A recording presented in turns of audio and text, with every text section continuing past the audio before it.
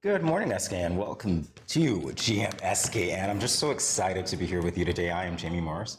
And I'm Cortensia Carty. And as you notice, my co-host is wearing red in commemoration of World AIDS Day. Mm-hmm. All right, so we're wishing you a pleasant day as well as we get started with the latest in local news. This from SKNIS. Prime Minister of St. Kitts and Nevis, the Honourable Dr. Terence Drew, will conduct his first working visit to Dubai in the United Arab Emirates from Tuesday, 29th November to Saturday, 3rd December. The Prime Minister will be accompanied by the Minister of Tourism, the Honourable Marcia Henderson, the Attorney General, the Honourable Garth Wilkin, the Cabinet Secretary, Dr. Marcus Natta, Mr. Sylvester Anthony, and Ms. Vera Galloway. The visit provides an opportunity for St. Kitts and Nevis to show the world that it is open for business and is ready to attract investors who seek mutually beneficial partnerships with the nation. The Prime Minister will identify new areas of collaboration in advancing economic recovery and stability and reaffirming the solid foundation between the two countries.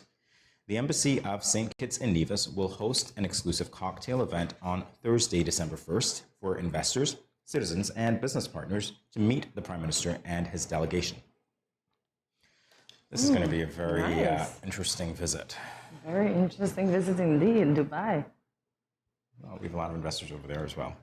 Plenty. Looking for nice sun, sand, and sea that we have, right? Indeed. Selling St. Kitts is what I like to call it, St. Kitts and Nevis. We continue now, SKN government to develop framework to access funding to transform water system in the country. This from Wind Media. Minister responsible for the Ministry of Energy and Public Utilities, the Honourable Conrad Maynard, and the water situation in St. Kitts and Nevis was a focal point of discussion at the COP27.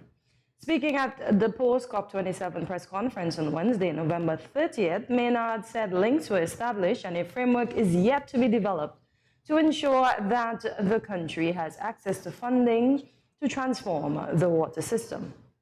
Maynard said, unquote, "We are thankful that at the COP27, we were able to sit firsthand with the Adaptation Fund, which is not one that we have any advanced negotiations as yet with.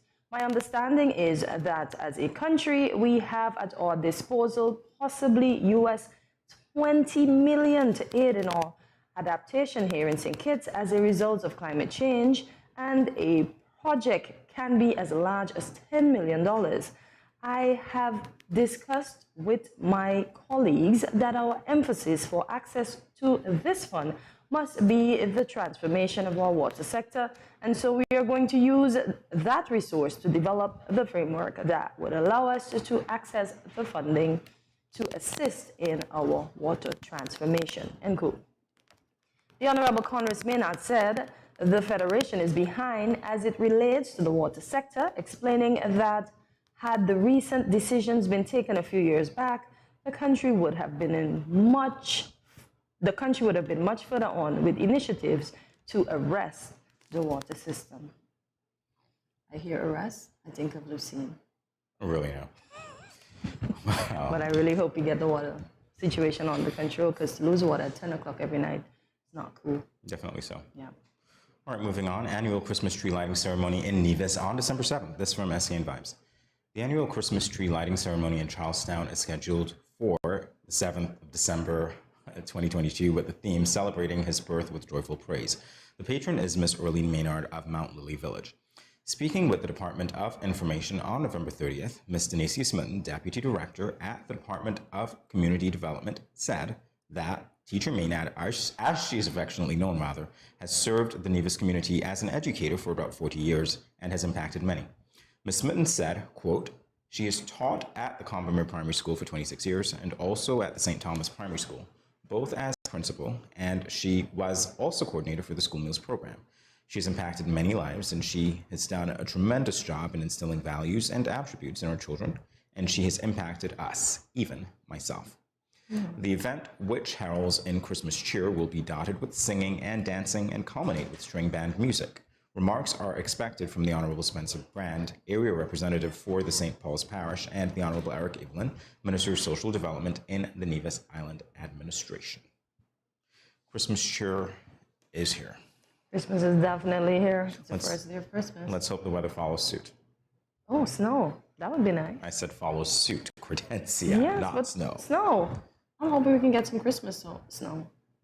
Now, today will be mostly sunny with a high of 82 and a low of 74 degrees Fahrenheit. Now, I don't want that snow because it's going to mess with my voice. It's now 78 degrees Fahrenheit. Take a look at your hourly and weekly weather and stay tuned. Much more after this break. Can a girl not hope for snow so I can have a white Christmas? Come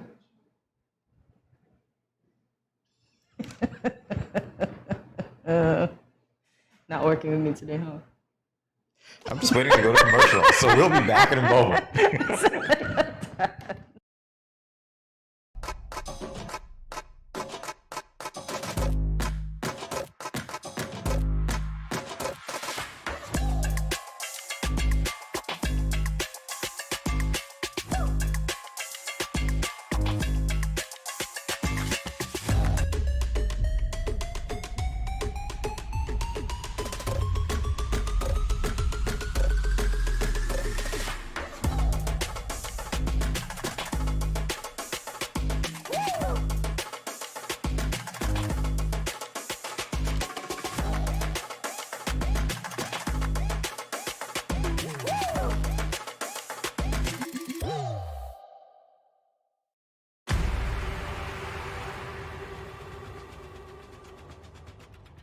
What will it take to grab the attention of someone with the power to make your dream come true? 7 hopeful entrepreneurs in search of the finances necessary to take their ideas to the next level. This is their lives, right? This is their business. 4 savvy business owners ready to make a pragmatic investment. You can't help people if you can't help yourself. First, you make the dollar and you give the dollar. Why you take your business offline? I really feel that you need to do a little bit more research. Very knowledgeable. Super knowledgeable. You have a great idea and a great concept. I think you'd be snapped up by Disney. If you have a job someplace, it means that if something is not working, you can walk away. Who will invest? Let's do this. Let's do this. Thank you. And who will be sent home with nothing? I am your host, Kevin Hope.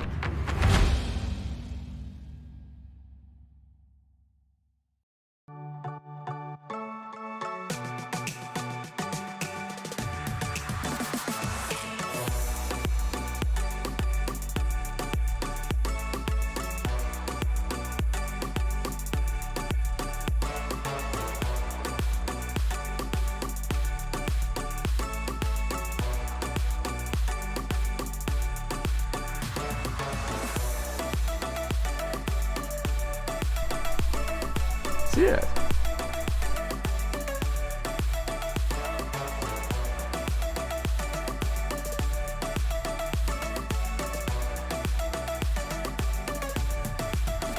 An exotic experience.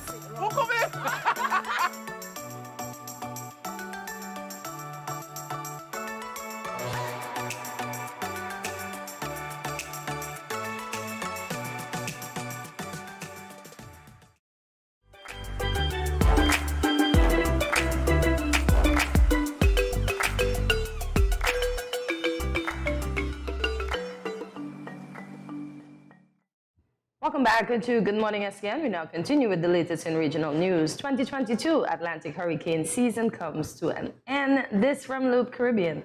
Yesterday marked the end of the 2022 Atlantic hurricane season. This year's hurricane season saw the development of 14 named storms, 8 of which became hurricanes. 2 developed into major hurricanes, Hurricanes Fiona and Ian. Fiona was the strongest storm this year. The U.S. National Oceanic and Atmospheric Administration, NOAA, in its June forecast said that there was a 65% chance of an above normal season, a 25% chance of a near normal season, and a 10% chance of a below normal season.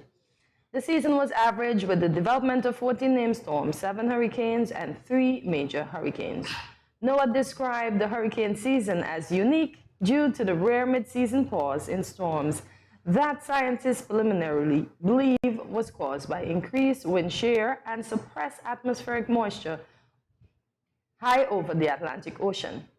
With all eyes now on the 2023 Atlantic hurricane season, which begins on June 1st, NOAA is urging persons to ensure their families are prepared.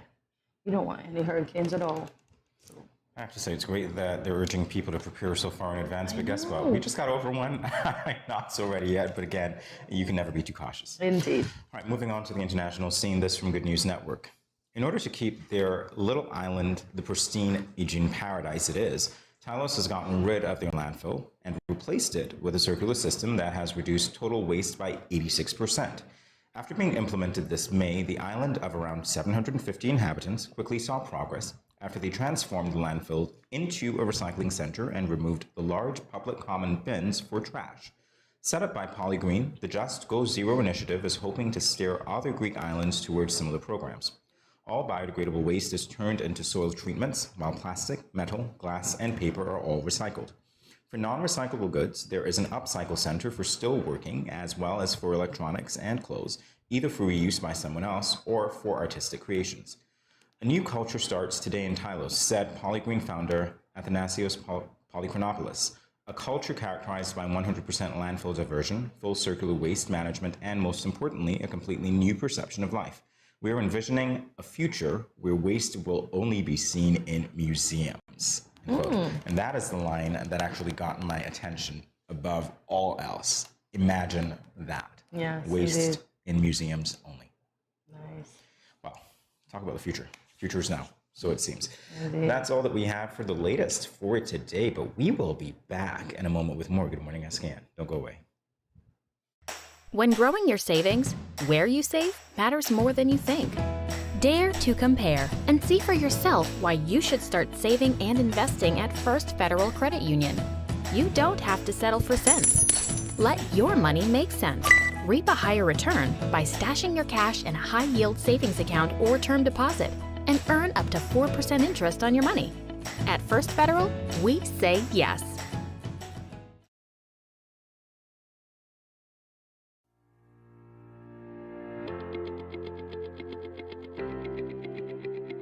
Dreamy Decor specializes in flowers for all events, from birthdays to weddings and any other special occasion. What's a better way to express to the people you love than by providing the finest selection of beautiful flowers and gifts? So when you think of flowers, think of us, Dreamy Decor. Hi, if you are a smoker, please pay attention to this message. According to the World Health Organization, there are 1.3 billion smokers in the world today, and tobacco kills 1 out of every 2 smokers. Did you know that there is enough nicotine in 5 cigarettes to kill an average adult if ingested whole? There are more than 7,000 chemicals in tobacco smoke, of which more than 250 are known to be harmful. More than 69 are known to cause cancer, and 16 are classified as Group 1 carcinogens. Smoking kills. Are you ignoring that warning every time you smoke? Please stop. Smoking can lead to severe health complications and even death. It affects almost every organ in the body, especially the lungs and heart. It raises blood pressure, increases blood clots, and increases the risk of stroke, heart attack, and cancer. It is hard to quit smoking, but it is not impossible. Don't let tobacco destroy you. Remember the 4 Ds to curb your tobacco cravings. 1. Delay. Set a time limit before you decide to smoke. 2. Drink water. Go get a drink before you do anything else. 3. Do something else. Have a goodie bag handy of other things to do. And 4. Deep breathing. Take at least 10 deep breaths every time you think about smoking. Quit smoking and live a longer and happier life. This message is brought to you by the Ministry of Health, St. Kitts and Nevis.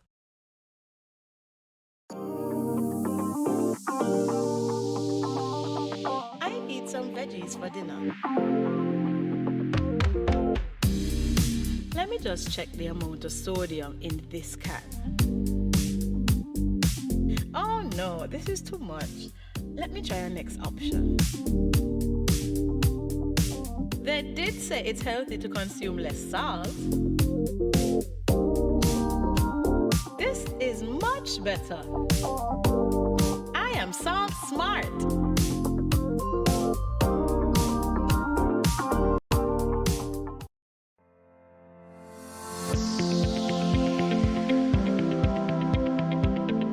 Consuming excess salt can lead to heart attack, high blood pressure, and even stroke, and other health-related conditions such as kidney disease.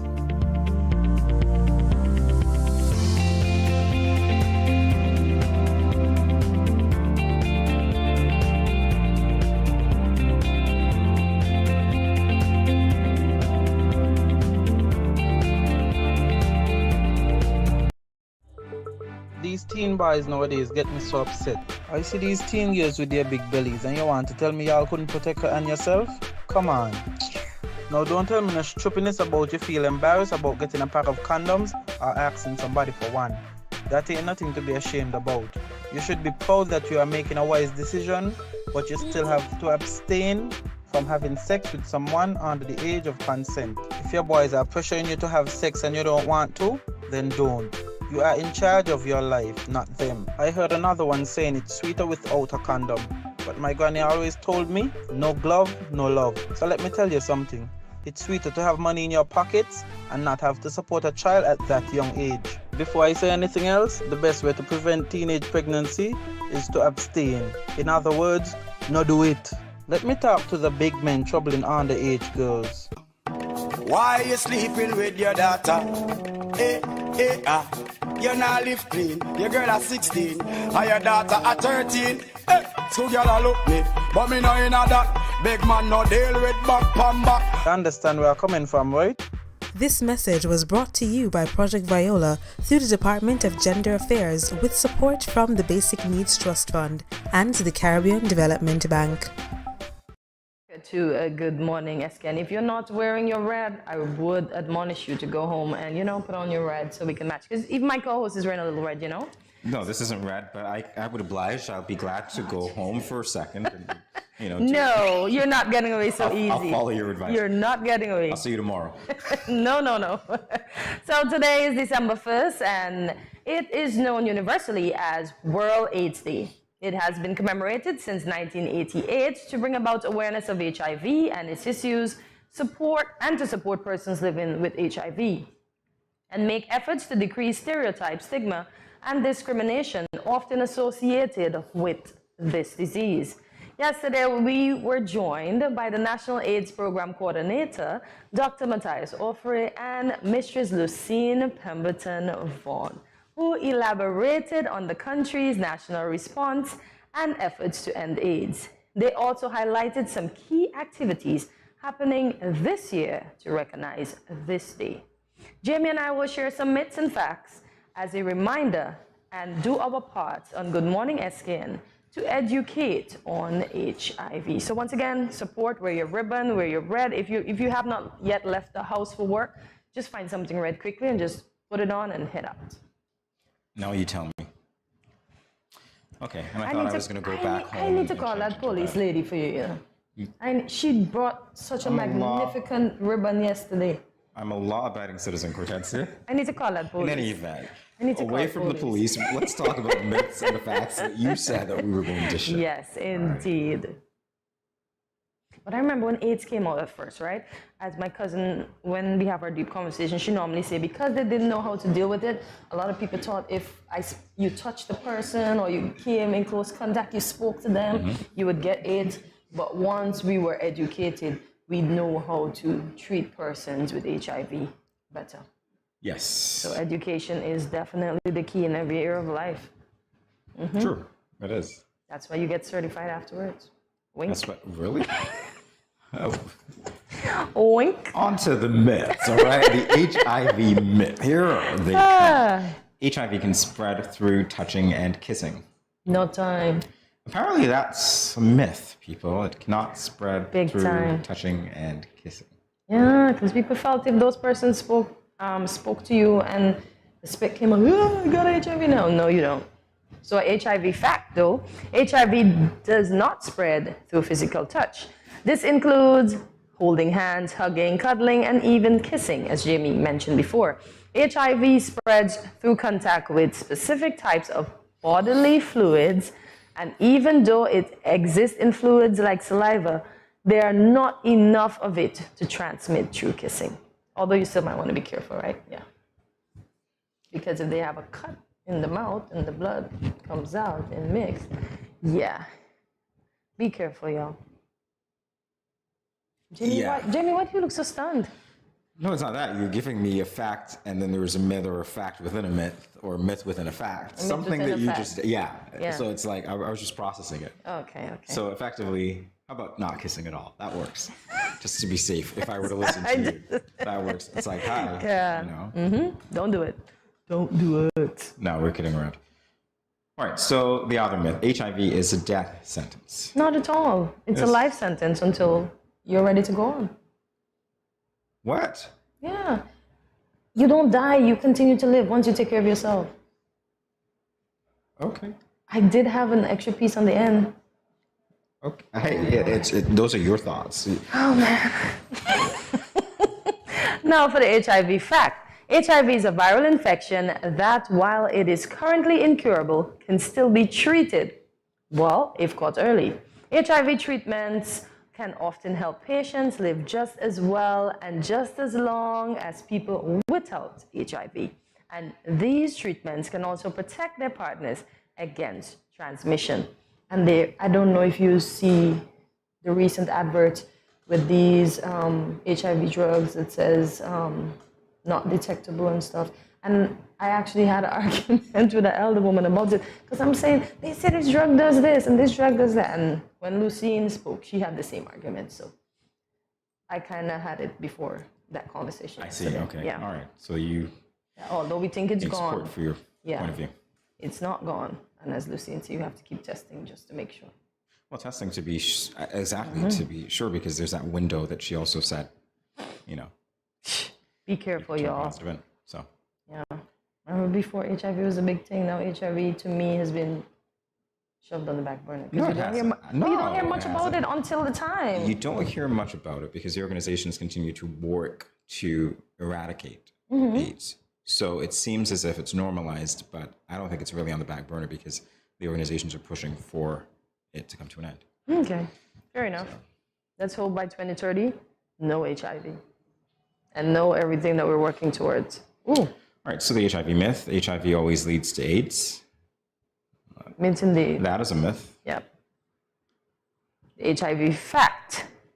AIDS is the final chronic form of an HIV infection, which can result if HIV is left untreated for a significant amount of time. People with HIV won't necessarily contract AIDS, especially if they keep up with their treatment. Good stuff again. So you have to do the work to have a lovely life sentence. Yeah.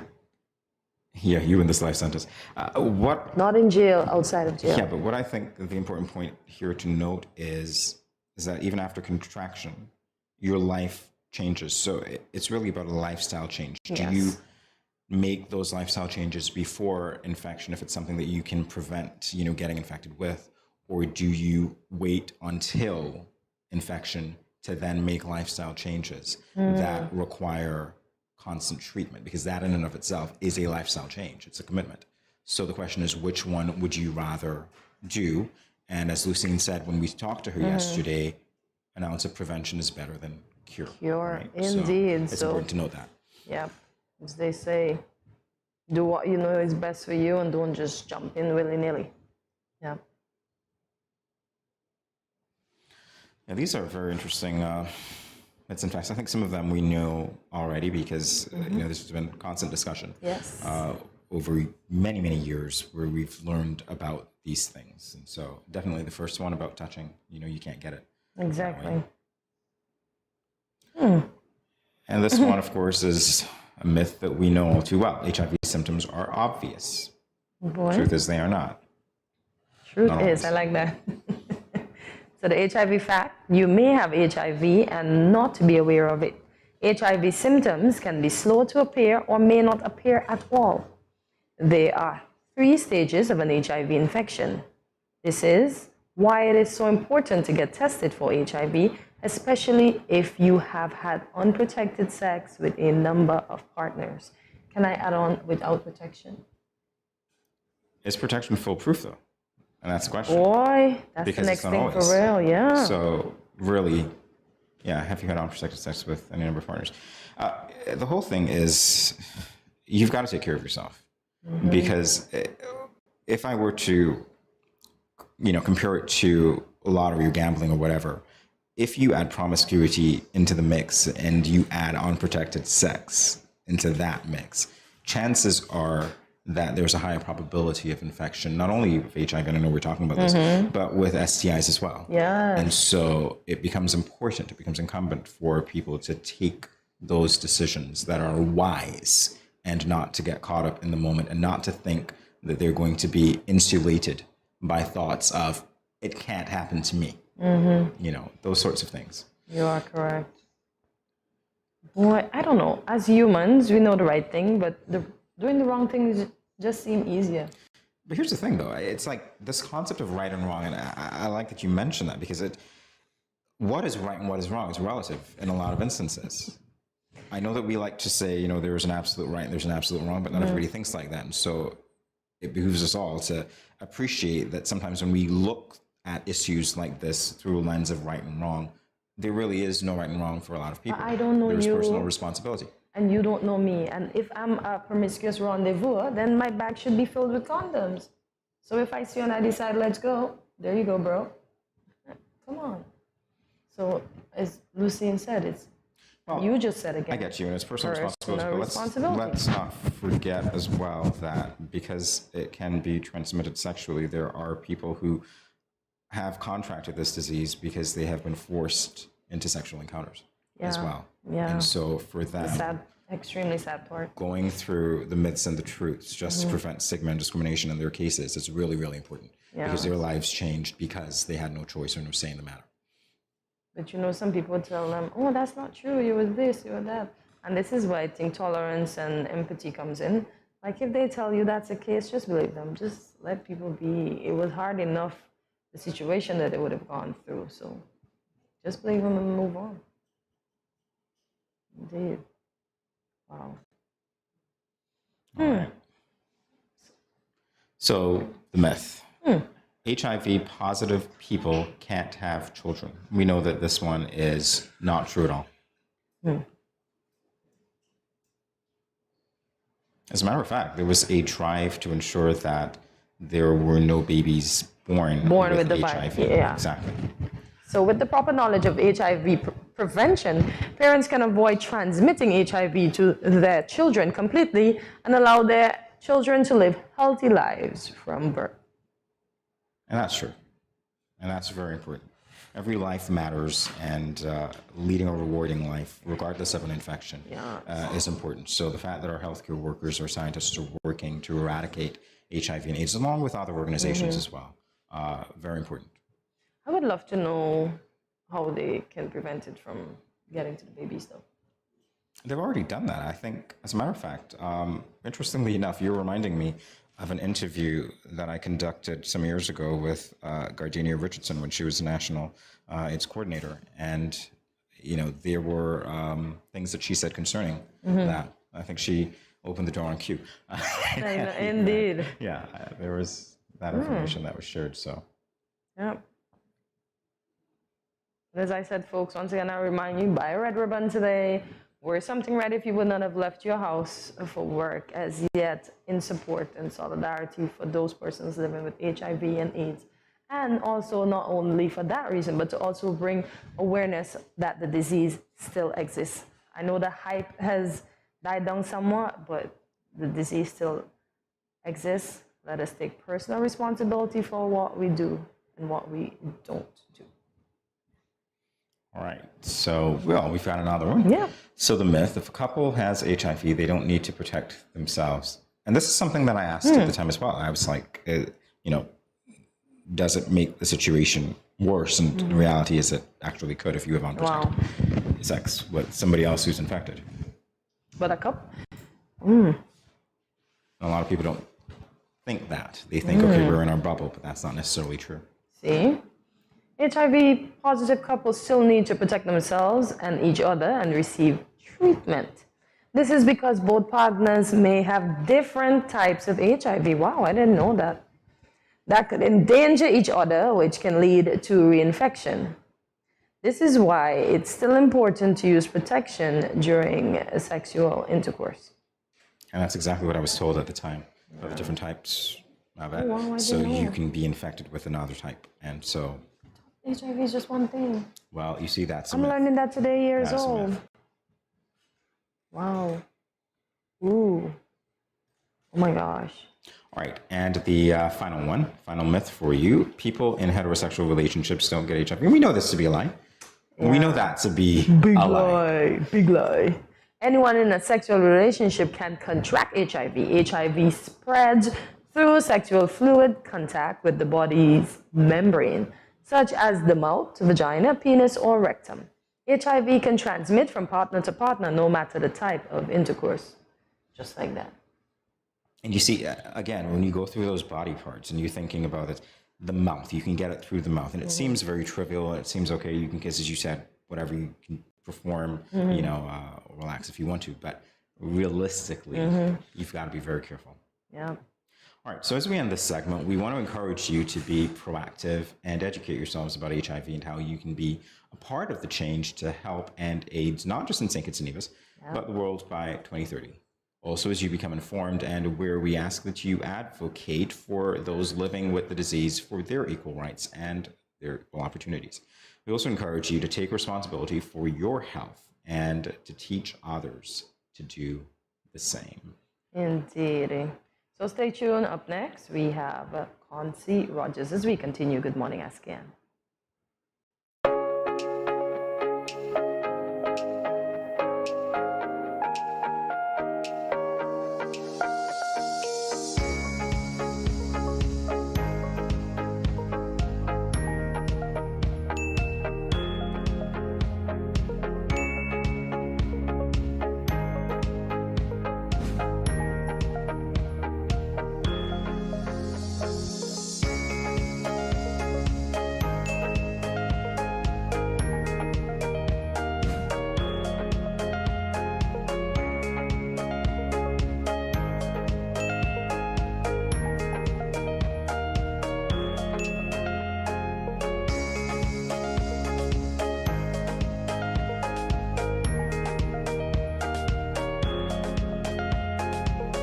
No cash, no card, no problem. Dad, embrace the freedom.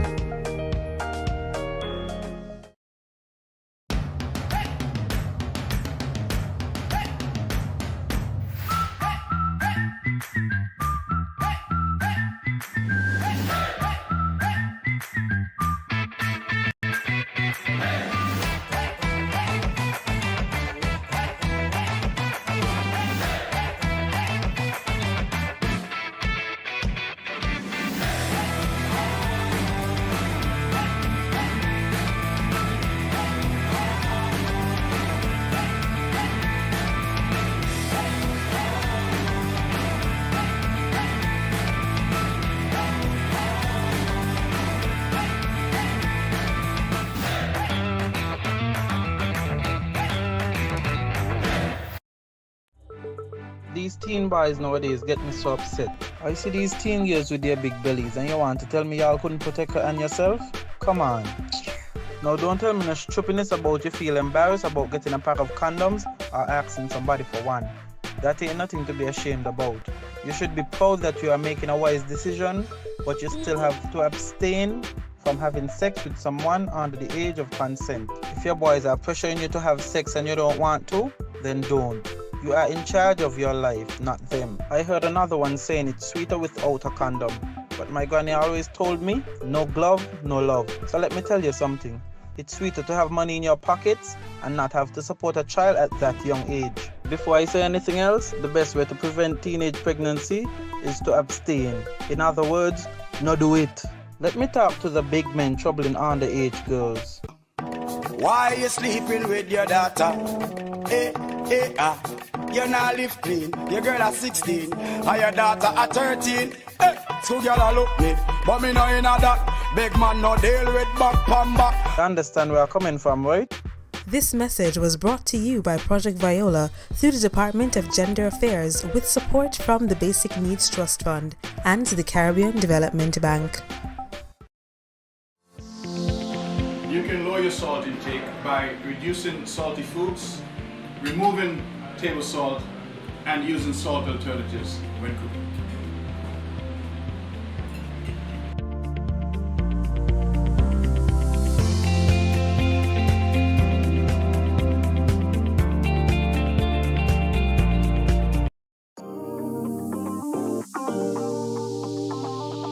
I need some veggies for dinner. Let me just check the amount of sodium in this can. Oh no, this is too much. Let me try our next option. They did say it's healthy to consume less salt. This is much better. I am salt smart.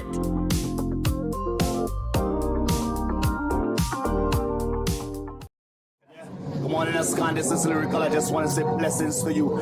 There are a happy place in the life if you live in there. A happy place in the life if you live in there. Cause them at a happy place in the life. And they can't change. And they just come out here to do right. So whether day or night, they will never ever change. Blessings, blessings, and blessings.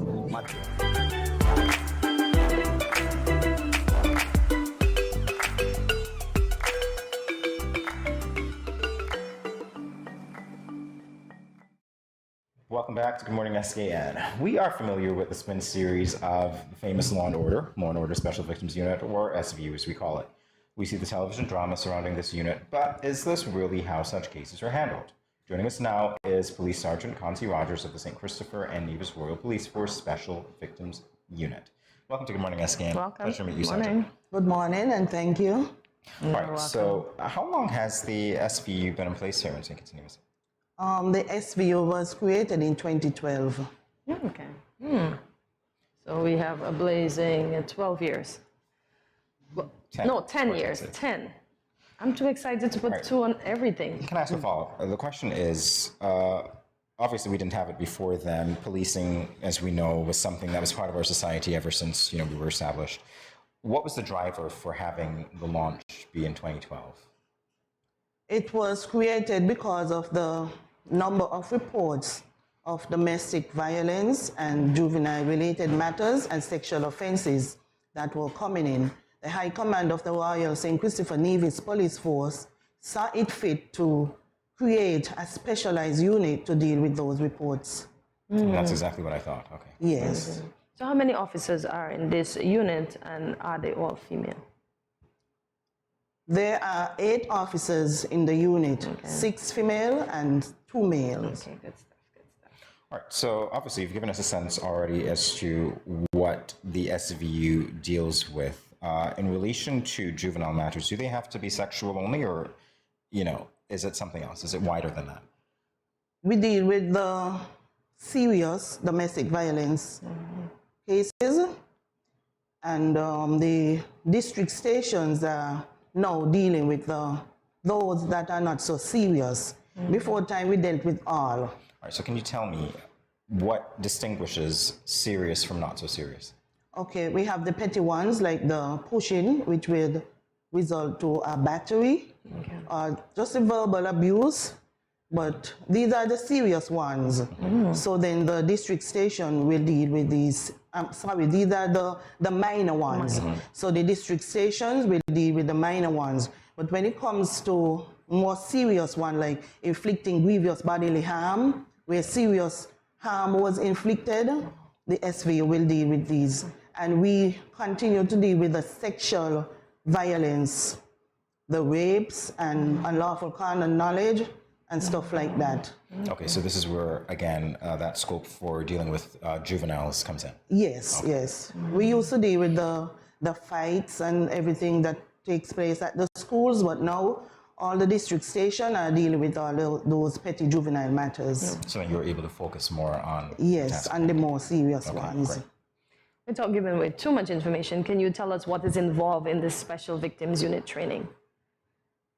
Okay, the training involves child abuse, how to interview a child victim, how to go about dealing with a rape, the medical aspect of it, because the person must be medically examined, and we have to know the procedures, interviewing techniques and stuff like that. And that's very important because you don't want to make a mistake and then have a case thrown out because you did something wrong. Exactly, and we don't want to ask the wrong question. Okay, fair enough. I'm not sure this is part of your work, but I'll ask it anyway. Your work tends to rely on victims coming forward. So if somebody is reluctant to come forward, you don't really pressure them in any way, do you? That's not what you do. Well, there were times when the Special Victim Unit received a report, and we try to get the complainant to come in to give a statement. We schedule an appointment with that person, and several appointments have been scheduled and the person just don't show up. So sometimes we have to end up going by the home or going on the workplace to look for this person to find out, why is it you're not coming? And then they will say, oh, we made back up, we are back together. I don't want anything further. But how will we know that? When they're not answering the phone and they're not showing up to the appointments. And I suppose that makes it more difficult for you, but at the same time, again, your work relies on the complainant actually supporting what you do. Exactly. Because whether or not they want to go to court, we still want to record a statement from them for the records, just in case something has happened. That's very important as well, because you have those records, of course. Okay, that makes sense. Yes. Oh, wow. So we often hear about victim shaming. She shouldn't have worn this or that. She was drunk. She came to him. Or, as we say locally, she hot from long time. What and how does the SVU address these types of statements? This is in relation to domestic, right? I would want to think it's like she's dressing too racy, so maybe she got raped. Okay, it doesn't matter how someone dresses. Each person's body should be respected regardless of their race, their nationality, or their status. A prostitute can get raped. Yes, we know that for sure. So clothing doesn't have anything to do with it. It's about the behaviors and the attitudes, really, because consent is everything, and if you don't have it, then it becomes a problem. It doesn't matter what you started. You need to have consent continuously. Exactly. The issue of consent is very, very important in the cases of rape. Ms. Rogers, have you had cases where people would have reported the rape and because they would have been threatened, they would have recanted their statements and decided not going forward with the trial? How does the SVU deal with something like this? Yes, there were cases where persons decided not to go any further because they were threatened. When this happens, some of the time the persons go to the DPP office and they express that they don't want to go through with the matter. And if they do that, the police cannot, press them, because sometimes they left the country and sometimes they go to court and they just don't say anything. So it's basically a waste of time. Sometimes. Wow. All right, so there's something that's actually kind of bugging me, and I'm going to say it to you because I'm pretty sure that you get this a lot. When we think of SVU, we generally think the victim has to be female, but we know that is not necessarily the case. You cater for both male and female victims. Exactly. It's important that that gets out there. Yes, we have cases where males are the victims as well. Some of these matters where males are victim has already gone before the magistrate court. Okay. Yeah, so we do have some male victims. And that's important for the public to hear, that if they are indeed being victimized, they can come to the SVU and not be afraid of being laughed at by police, as we've discussed before, because you are a man and it should be okay if that happens to you.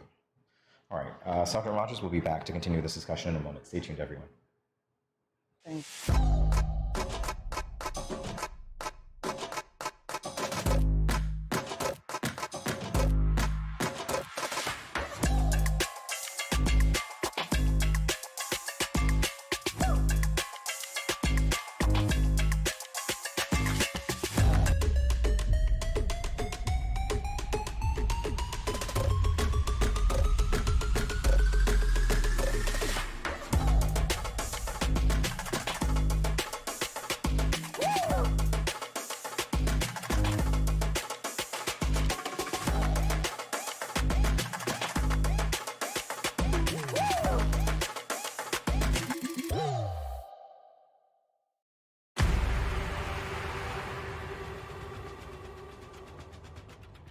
What will it take to grab the attention of someone with the power to make your dream come true?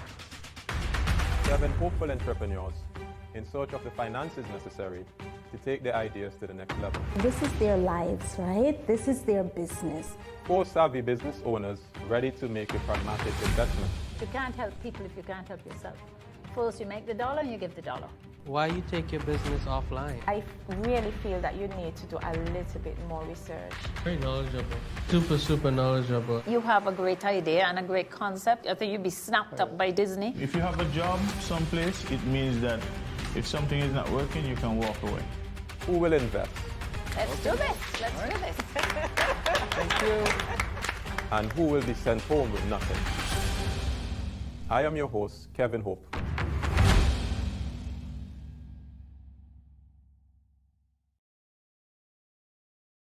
Welcome back to Good Morning SKN as we continue our engaging conversation with Ms. Concy Rogers. Now, we were just talking about educating children, well, just educating society in order to prevent some of these things that happen and that will eventually reach to your unit. Now, how soon should we begin this type of education? I think that the education should start at the preschool level because these children are very smart, not because they're small. They witness a lot of domestic violence, a lot of the beating and the verbal abuse. And sometimes when they go to school and they have their free time, their playtime, they act it out on their friends. With the slapping and the choking and the pushing. And the words So I think that it should start at that level. And forums like these are very important as well because everybody will not be at a sitting at a church or at a school to hear sessions on domestic violence. Some persons will go on the Facebook page and other forums and they will get the education. So there is a need for education at all levels of society. And as you talk about education, during the break, we were engaging in this discussion about the fact that we are a somewhat hypersexualized society. It's in our culture where, you're in the workplace and men tend to be touchy-feely, making suggestive jokes, whatever, with colleagues, etc. And we think that's commonplace. Yet, with what you do, you're going to have to try to balance that with claims of harassment. And I was asking you exactly, well, where do you draw the line? What can be done with that? And how does that complicate your work if society tends to think this is normalized behavior, that there was nothing wrong with that? You see, that is why the education is important because someone can be abused for many years and did not realize that they were a victim until they were really educated. Look, this thing should not be happening to you. You should not be working and your partner taking away your money and giving you back what they feel like. This is abuse. Nobody's supposed to be following you around to see who you talk to, taking away your phone and searching it and stuff like that. This is abuse. So the education now will make people aware that they are a victim and they need help because domestic violence is a major issue in our country. And it is important for persons to be aware if they are a victim or if someone they know is a victim so that they can get the relevant help. Do you think it's swept under the rug, though? Do you think it has been culturally swept under the rug, So people just bottle up what's going on, and so obviously you get reports, but I know that that is in no way, shape, or form representative of all the incidents that occur. I think it's cultural for some persons, maybe persons who are not from here, like persons who come from different countries, like say Guyana and Africa. It might be cultural for them, but education, once they come here and they realize that there is zero tolerance for domestic violence in St. Kitts, then they will measure up and they will understand that I am now aware that I am a victim and this should stop. So, Ms. Rogers, how do you feel? You would have helped somebody out of this abusive situation, right? Yes. And maybe after a few months, they go back with this same person. How hard does that hit you that basically they don't see themselves worthy and they're back in something that's hazardous for them? Yes, we see a lot of this, a lot. But we have to do what we can do. Okay. Because at the end of the day, we cannot make any choices for persons as it regard to the relationship. So if they get licked today and they come and they make the report, the police has a duty to respond and deal with the report. And if they choose to go back and get licked again, when they come again and make the report, we deal with the report. Again. We tell them the options, what the police can do. We can warn the perpetrator. We can put the matter before the magistrate court. Or sometimes we advise them to speak to a lawyer because sometimes they might want a restraining order and they prefer to speak to a lawyer to make the application on their behalf. Wow. So we have them coming all the time, we repeated victims, but we try our best to help them until they decide, oh, well, I had enough. Yeah, because with the recent situation that we had in the country, in Sandy Point, like that, I'm sure, well, from the video we see multiple reports were made, but then we went back, and now the eventual is that one of them lost their lives.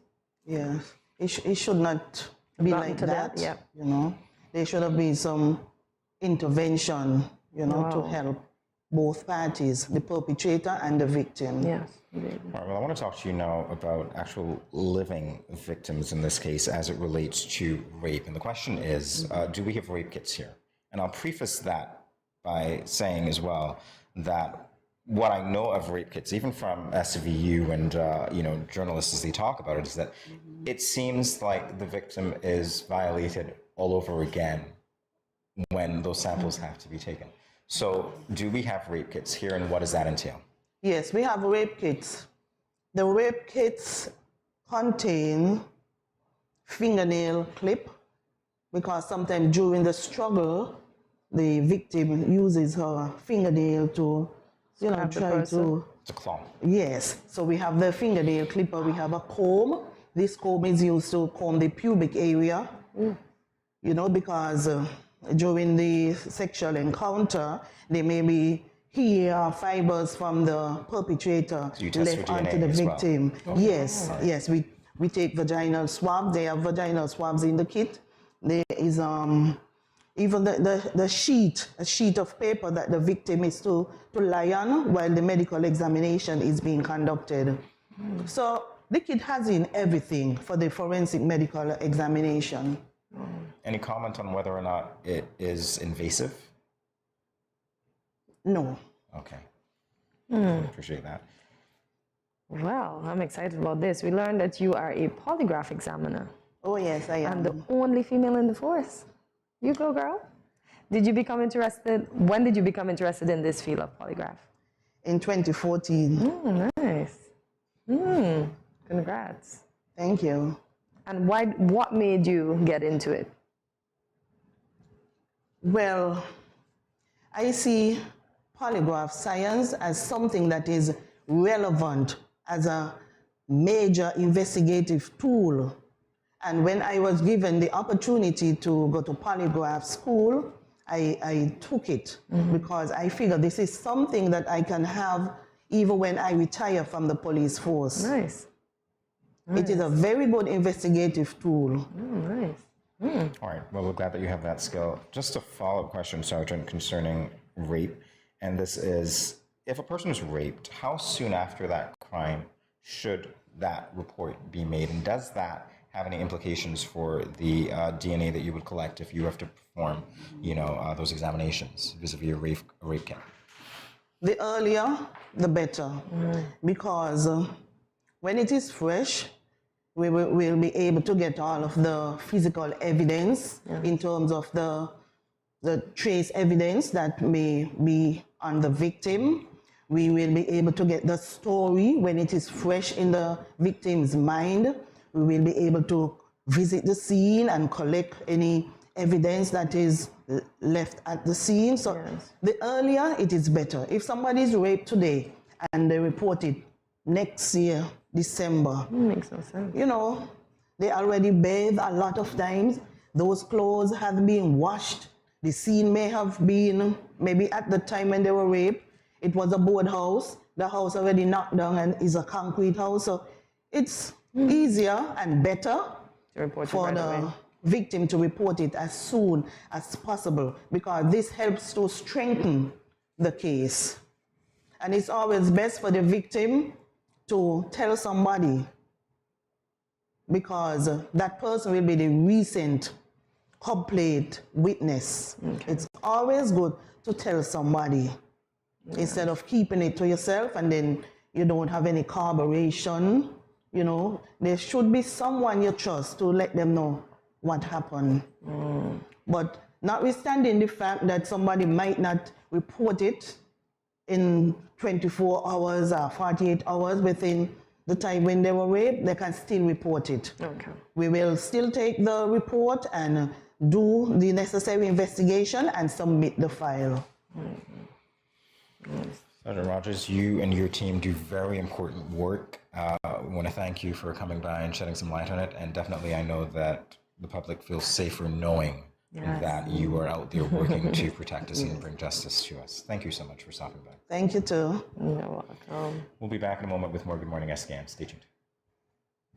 It's been 6 months now and Glenn hasn't been working. His attitude has completely changed and he's been leaving the house every day for hours and liming with his friends and coming home drunk and causing confusion. Gloria, this is what you cooked today? This is not enough food for a big man like me. But Glenn, it's been 6 months now. You haven't given me any money to shop for food. Okay, so what you want me to do if my boss ain't called me out for work as yet? Look for a different job now. What you just said to me? Get a next job. What? Help! Let me go! Let go what? Yeah, let's see what really happened. Let go what? Watch your mouth with me now. The weekend mom and dad fight. When are they going to stop? Domestic violence is not just physical, it's mental, emotional, economical, and psychological. If you, your friend or family member is being abused, you can contact one of the numbers listed below for help. Department of Gender Affairs 662-5492, Special Victims Unit 662-7077, Counseling Unit 465-5000. This message was brought to you by the Department of Gender Affairs in collaboration with the Ministry of Health and the Pan American Health Organization. Let's face it, most parents or guardians don't want to think about their teens having sex, let alone contemplate the possibility that they might get pregnant or get someone pregnant. Teenage pregnancy is a situation that involves female adolescents. A teenage female can be pregnant as early as age 12 or 13, although it is usually 14 and older. The fact that teenagers become pregnant is related to many factors. Here are some tips to decrease teen pregnancy. Teach teenagers comprehensive sex education. Target messages at teen boys, not just girls. Get the whole community involved. Encourage mentoring, parental involvement, and support. This message was brought to you by Project Viola through the Department of Gender Affairs with support from the Basic Needs Trust Fund and the Caribbean Development Bank.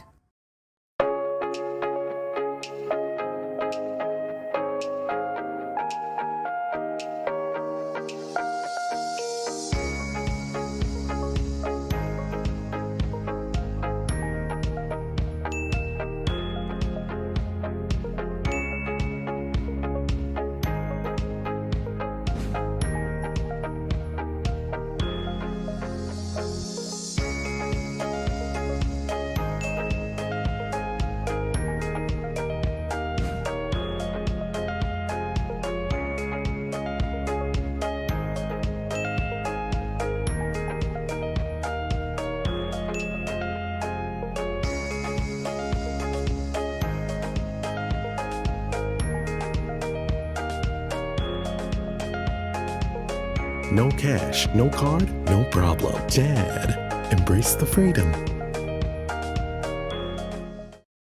When growing your savings, where you save matters more than you think.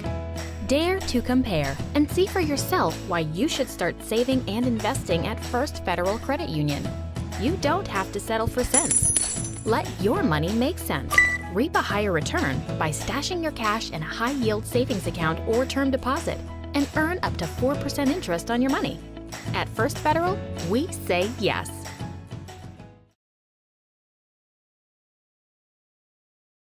It is time for us to loosen up. Jamie, you're supposed to join in with a tune. Today's topic of discussion is the true measure of maturity. Most people think maturity comes when persons reach a certain age or physical growth, but what do you think?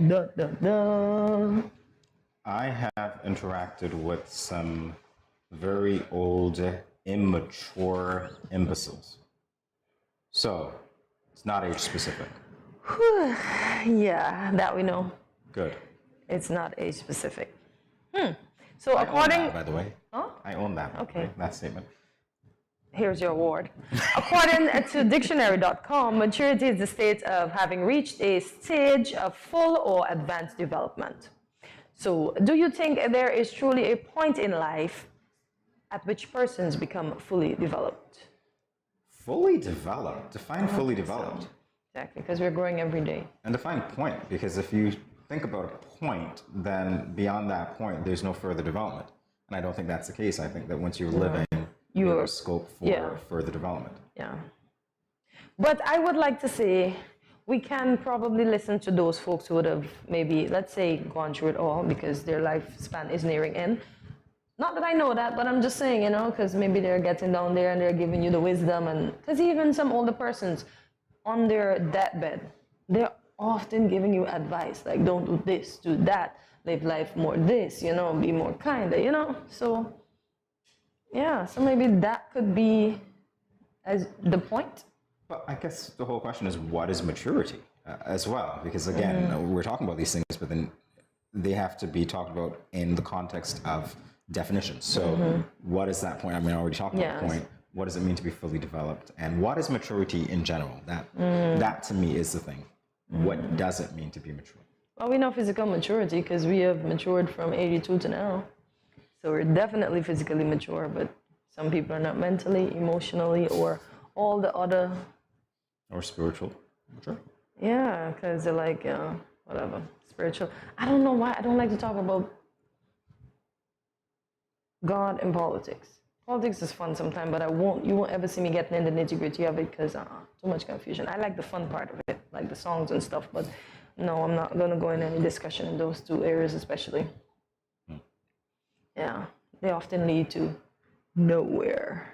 Well, it depends, because if you're talking about maturity or immaturity in terms of discussions about different things, obviously we've gone through the 4 types of maturity: physical, emotional, mental, and spiritual. I would dare say, okay, mental might parlay into intellectual. And so the ability to relate to people who have ideas to share that might be different from yours in a way that is still respectful and intelligent is one of those things that I guess would be symptomatic of a mature person. Yeah. So I don't mean symptomatic as if it's a problem, by the way, but you know, it definitely does illustrate that there is maturity there. And although we might have difficulty defining maturity, I think even though we can't put it into words, we kind of know what it is and what it's not. Yes. We can sense it in the situation. What's your take on that? Well, as you said, we can sense it in the moment and in the situation, because sometimes you're really trying to get a point across to someone, and as we said, they're not mature enough to handle what you have to say. So it's like it just falls on deaf ears. So yeah. Yeah, I've said that before. And the flip side of that is that somebody might walk away from that saying, well, you know what? You just don't get it. I'm right, and you just don't get it. And they might be totally wrong. Yeah. So it depends. You know, with everything, there's more than one side to it. So this concept of maturity, though, I think For me, the catalyst for maturity would be opposition, would be some sort of pressure, would be some sort of circumstance or situation that promotes development through challenge. Because that's how you know that you're really mature, when you're faced with adversity, when you're putting that maturity to the test in one way, shape, or form, whether it's physical or emotional, or mental or spiritual. Indeed. It really is about enduring something or going through something and gaining that experience and the wisdom that you spoke about as well, to know how to deal with it. similar situations if they arise in the future. So that's where I'm at with it. But as humans of habit, well, creatures of habit, yes, I know we're humans, creatures of habits, but although we would have learned the lesson, we still go back and do the same thing. And so I would say in those special cases, it's obvious we're not maturing if we're going to do the same thing over and over and over and not learn from the first instance. All right, well, okay, let's try this. What do you understand maturity to be? Because in that context, we'll paint that picture for everyone else to understand how we're having this discussion. You are not only mature physically, but you're mature mentally, spiritually, emotionally. So mentally, you no longer think the way you thought when you were 5. So you have more of a rationale when you're reasoning on certain things, as I said. For me, politics and religion, I am not talking those two, so... I'm right in there. I'll talk. No, it leads to nowhere. That's not true. It depends on the audience. Most of the times, GMSK Nation Change your audience. Most of the time, it leads to nowhere. It depends on the audience. The rebuttals are just like, it leads to nowhere, and then the conversation just stops abrupt, and then that's it. It depends. I will say it again to the camera. It depends on the audience. It really does. And then when you become mature, you don't care what people say about you. You have less time to talk about other persons. You're more into yourself and your circle. So you are looking to build yourself mentally, financially, physically, still going to the gym, working out, blah, blah, blah. So stuff like that shows that you're mature. And then you handle setbacks a bit better. Because as you would have said, maybe you would have gone through that or something similar. So you know how to handle it. You no longer lash out at anyone. You know how to control your emotions in and out. And you sit and you process things more before you give a rash or a harsh answer that is going to cause more conflict. So the question is maturity a destination? Is it a solitary point? Or is it a process? It's a process with a destination of becoming a better you, I would say. Okay. Yeah. All right. So is it possible for a child to be more mature than an adult? These ones that just born, because they think they know it all and they think they can tell you what is what. Is that maturity though, or is that ignorance on blast? These kids are smart. I would say they're maturing faster than we did. Because we were playing in mud. These kids are breaking codes on tablets and games. And they're only 4. All right, so that's mental. So mental maturity, they're ahead. Physically, no, they're little cute midgets. Emotional, they're still crying when you tell them they can't have something. And spiritual, they are believing in God, but they're still questioning if they can see Him. So these children are too much. It's weird for me because I think that in some respects, it depends on the individual. So I'll ask the question again. Is it possible for a child to be more mature than an adult? And I would tell you, no. Yes, it is. Okay. Depending I thought you would have said no. On the context or how you're breaking it down, what type of maturity you're looking at, because there are children who are able to reason much better, I find, than some adults who are just set in their ways. Children have an open mind, they can be teachable. Yes. And as such, they're willing to explore things and ask questions, which some of us as adults just don't want the questions to be asked because we know that we can't answer them, but we're not going to tell you that we can't answer them because we want to come across as though we know it all and that our viewpoints are set in stone. So.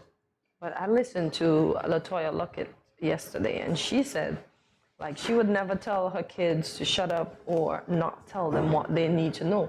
And that's the thing with us, right? Even if we don't know it all, we can continue the conversation another time where we can do some research and then come back to the children. And don't let the children feel like we're shutting them up. Or don't ask me that question, leave me alone, I'm tired, blah, blah, blah. We should never make the children feel like that, because these kids are the future. So, you know, we need to entertain them somehow. And I think this is how we can encourage maturity in children. Because the fact that some of them can already reason on their own. And I was even telling about a little girl that with the tantrum, that her dad just has to keep calming her down. So he's working on her emotional maturity. Yeah, I think he needed to do something else, but in any event. Yeah. The Caribbean lashes, huh? You know, honestly, when it comes to maybe a little tap, maybe a punishment, whatever, you know, it depends. When it comes to engaging with youth, that's something that I had to do for my livelihood. And I never approached a classroom setting not understanding that my students knew things. So I was never, in other words, my lessons were never teacher-centric, they were student-centric. And I always sought to find out what my students knew in my quest to getting them to know what it is that I had for them to know. And so that engagement allows me to say that it is possible for a child to be more mature than an adult, because the interactions that I've had inform that position. In any event, we are going to end this discussion on maturity. Is it a point? Is it a destination? Is it an ongoing process? Is there such a thing as full development? Those are questions that will be left to be answered another day, but for now, stay with us. We'll be back in a moment with more Good Morning SKN.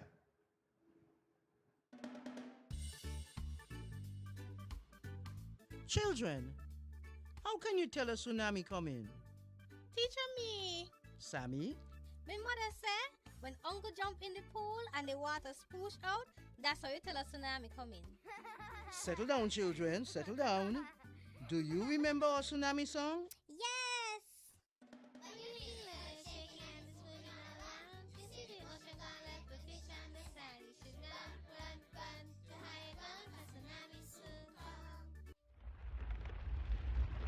Mommy, Uncle not here and the other shake. Hush your mouth. Daddy, Uncle not here and the sea gone. Who cares? You don't see all them free fish? Quick, give me the bag. This is how you tell a tsunami a come. Teacher says so. I would have failed in school, you know. Sammy, come, let me go. They would have failed anyhow. Let me run, see, Sammy.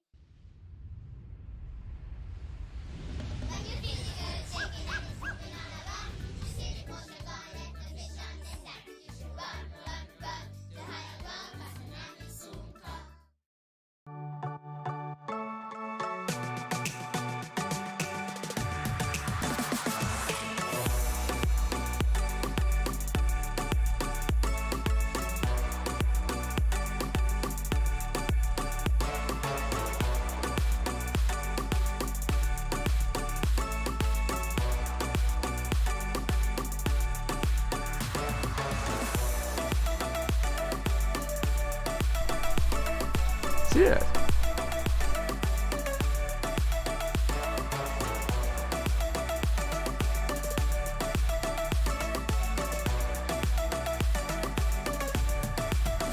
An exotic experience. Oh, come in.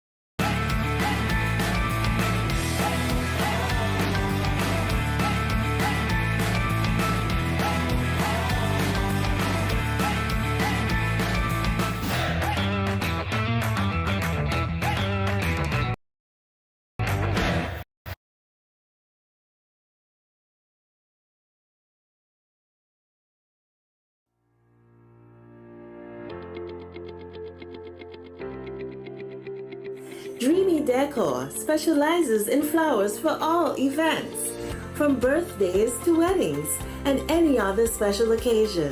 What's a better way to express to the people you love than by providing the finest selection of beautiful flowers and gifts? So when you think of flowers, think of us, Dreamy Decor. Welcome back to Good Morning SKN. Advertising is a major component of any product, brand, or business. Getting your brand out there or letting people know. All right, let's go over that again. Take two. Advertising is a major component of any product, brand, or business. Getting your brand out there or letting people know who you are and what you offer can be challenging. Nonetheless, there are people dedicated to doing that for you. Meet Butterfly Media, an advertising agency here in St. Kitts, providing advertising solutions through a unique combination of social, digital, and traditional media. Please help us welcome Ms. Felissa Webb, manager of Butterfly Media, and someone who's already used to take twos. Thank you for having me. Our pleasure. It's our pleasure. All right, so I don't know if you're aware of this, but at Studio 327 in Good Morning SKN, there is this dragonfly that tends to represent, well, it's our logo, it's our mascot, so to speak, everything that we stand for, right? And our general manager was just obsessed with them as a young child. Butterfly. Why did you choose a butterfly? I will tell you, but you have to promise not to laugh. Okay. I can't make any promises. It's going to come back to bite me. I made the promise. First of all, when I saw your logo, I thought it was a butterfly at first, but then when you said dragonfly, I was like, okay, that makes more sense. It's a dragonfly. So for Butterfly Media, when I decided to, pursue this path to having my own business, I couldn't think of what to name the agency. So I was like, what am I going to name it? I had some ridiculous names down, and I was like, let's go back. So when in Sunday school, one Sunday morning, our Sunday school teacher, she asked us, career is important. What do you guys want to do when you grow up? Yes. So when she got to me, I said a butterfly. I said a butterfly because... Yeah, that's it. Because, right, they said... it was so instilled in me that you can be whatever you want to be when you grow up. And I was about 5 or 6 at that time, so I didn't really know I can't be a butterfly. Maybe I knew, but because I loved butterflies so much, when she asked me, that was my response. And she laughed. Well, I didn't laugh. Well, that's good. I didn't understand, why she laughed at the time, but as I got older, I'm like, you can't really be a butterfly, but maybe figuratively, the features of a butterfly, where it's free, where it's beautiful, you have different shades and parts of it. So I decided to go with that name for the business. So I was like, Butterfly Media, and then it just started to ring. I was like, Butterfly, okay. Sounds nice. So that's where you got it from. Okay, all right. You see no laughter here? None at all. And I didn't promise. Okay. So did the butterfly, because I normally see them flying and working on their own. Did that also inspire you to become an entrepreneur? Yes. At first, I was more into tech, computer engineering, and then when I got to CFBC, I was exposed to business and management because I never did that in high school, as a subject. So I was intrigued by it, I was inspired by it, and I had a workshop that I attended by Tamu Brown, Dr. Tamu Brown, and from there I felt like, I want to create my own business. I don't want to work for anyone for my life, but I did end up working, which is fine. I love to work. That's no problem. So, eventually I saw the opportunity to, start a business, and I just went from there. Okay, so you saw this opportunity. We're going to talk about when you started it soon enough, but I want to know what that business entails. The unique solution of digital and traditional media solutions. What does that mean? What specifically do you do, Felissa? Okay, so for Butterfly Media, what I look at is a combination. Because initially, the main service that I was going to offer was just social media management and marketing, because I've been doing that for almost 10 years. Voluntarily. So why not make money, right? Yes. So, and then eventually I was like, let me expand, because it's important for businesses to be online and social media, but you need all the different components. So you need even the traditional ways where, you know, like even television, news, paper. Well, we don't really do newspaper now. No, But, boy. Unfortunately. But yes. Motamo, that's one of the services I offer, and it's something like what Mr. Reginald used to do, the late Reginald, where he go around with a speaker. I saw and heard your vehicle pass by a few times. Oh, yeah. Oh, great. Because still a lot of people, for some reason, they still don't really know about that. But hopefully now they do. But that's where I started. So our main services were social media. We did the speakers, with going around to the communities and, you know, advertising and announcing businesses and their services or sales at the time. And the third component would have been marketing consultation. So that's where we started in terms of, you know, doing marketing and advertising for businesses. That's what the agency, that's the services that we provide. But since then, we've added services such as SMS, text message, marketing, advertising. So we have, like, you know, bulk text that we can send out to persons for St. Kitts and Nevis. So we have that database where we can send out, and we also recently just added WhatsApp. So we can do that as well, just like text messages that you send out. And our most recent after that.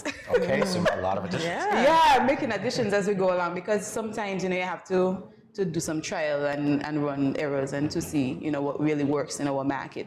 So recently we did pre-made or ready-made social media templates. So we do social media for businesses, but there are some businesses or entrepreneurs that, you know, may not be able to afford or maybe just prefer to do things on their own. So we already have ready-made templates that they can use at a very affordable price that they can use to just do their own social media. They just have to add their pictures, colors, and do whatever they want with it. So that's our latest service that we added as of 2 weeks ago. Okay. Any takers so far? Say that Any again? takers so far on that service? Just one so far. Okay. We One just is good. started, pushing it, and Not for business. That's a good point. It is. But, I mean, to start, yeah. I feel like we need to promote it a little more. So we're working towards that. So that's where I see, like, maybe it's not really giving, but I'm gonna get there. we're pushing it. We're actually running an ad right now for it on Google, because a few or half, should I say, of our client base actually find us online on butterflymedia.skn.com. That's where they find us. So when people search for marketing agencies, sometime, or if they put St. Kitts or name it, we would pop up close up. So they would reach out to us. So we've been using Google recently to do some ads to reach, abroad clients, because half of our clients are actually overseas, and the other half is here. Okay. That's great. So how far overseas are they? Just curious. Right now, we have Tobago, we have Tennessee, and we've also had clients in Bahamas as well. Wow. Yeah, so just maybe close to the Caribbean and then just the US. But a lot of those, to be honest, are referrals too. So, and I don't know if they have this like little business owners like circle where they're like, you could do advertising, because that's how you get customers mostly right now, referrals. So, thank you for all the referrals to everyone who referred us. We really, appreciate it. Nice. You keep saying we. How many persons make up your company? Yes, so it started with myself, and I had someone who was doing the Motamo going around. So he was part of our team, and as well as Kyle Alexander, but he is stationed in the UK right now. So he mostly does the virtual marketing consultation part of the business and advises us here to make sure that we up to date on par doing this thing properly.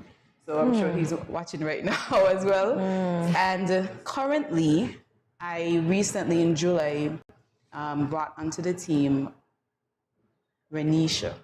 I've never mentioned her or brought her, officially introduced her on our site, but that's going to be done recently. So this is the official, saying, because I really appreciate her. She's doing a wonderful job, especially for our she's a social media manager and content creator. So she does that for most of our clients that we've had since July, and she's doing a fantabulous job. I'm so happy I like that to word. have her on the team. So mainly right now it's just me and her. Oh, nice. Right? Girl But we power. do have others who help Girl Power. Two butterflies. That's all, yeah. Two free butterflies. That's all I'm going to say. Yeah. You mentioned social media. What is the difference between social and digital media? There's a thin line. Okay. It's basically, okay, for social media, we look at the social media platforms like Facebook, Twitter, Instagram, Pinterest, and we actually do manage those sites, by the way, for anybody who wants to know. Nice. And for digital, we more look at like websites, like there's such a thing as digital business cards. I don't know if you know about those. So it's a thin line. So I wouldn't really like separate them that much. Okay. But like you guys do digital media. Yes, we do. Yeah. So yeah, butterfly and dragonfly. Maybe there'll be. I don't know if there'll be a collaboration at some point. Who knows? I love the logo, by the way. It's pretty. Well, we love yours as well. Oh, nice. Yeah. I'm gonna pretty up mine. Like, I like that. I like that. A little bit jealous. I like it. The multicolors, yes. All right. Well, we'll continue this discussion in a moment. Everyone, stay tuned. We'll be back with Felissa Webb on the other side of the break.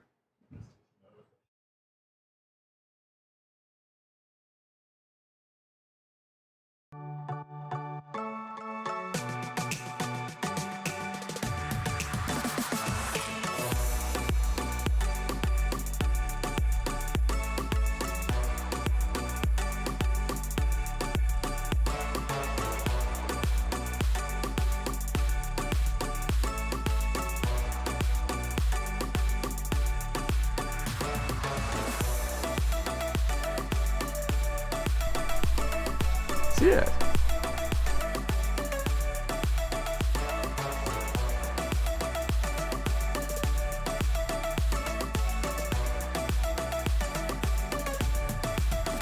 An exotic experience.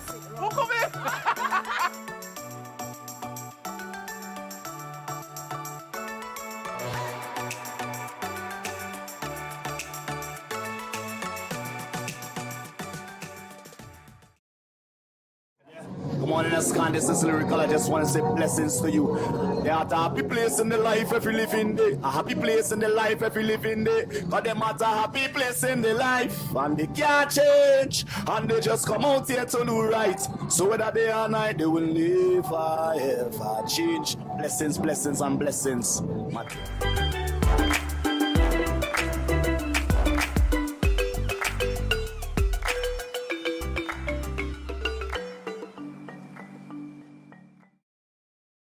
Welcome back to Good Morning SKN as we continue our discussion with Felissa Webb.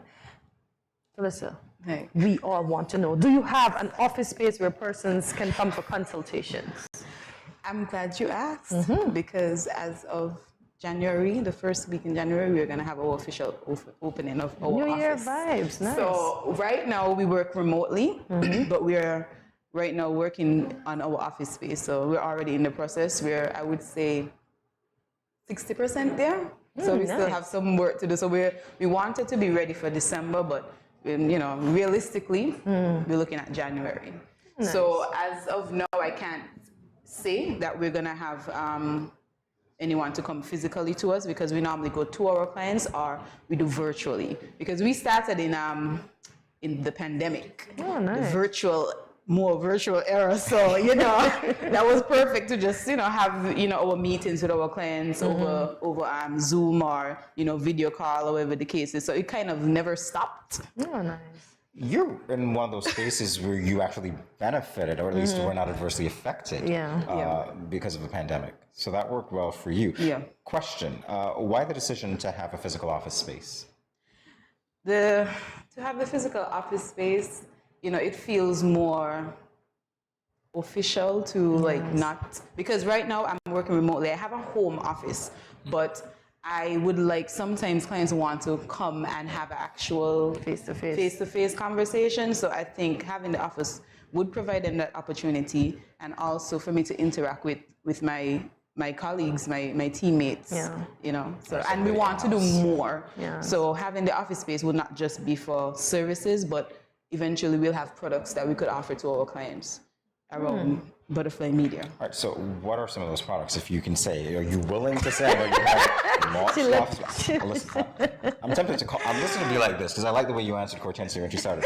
She said, Felissa, and you were like, hi. I was supposed to look over here.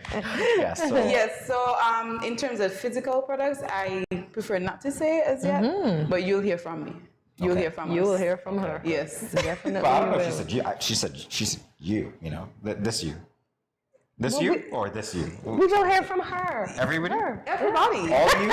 Yeah, but all of us. You first, maybe. Okay, great. We'll share. Ooh, you're getting you will be getting the Exclusive. exclusive. Exactly, the exclusive.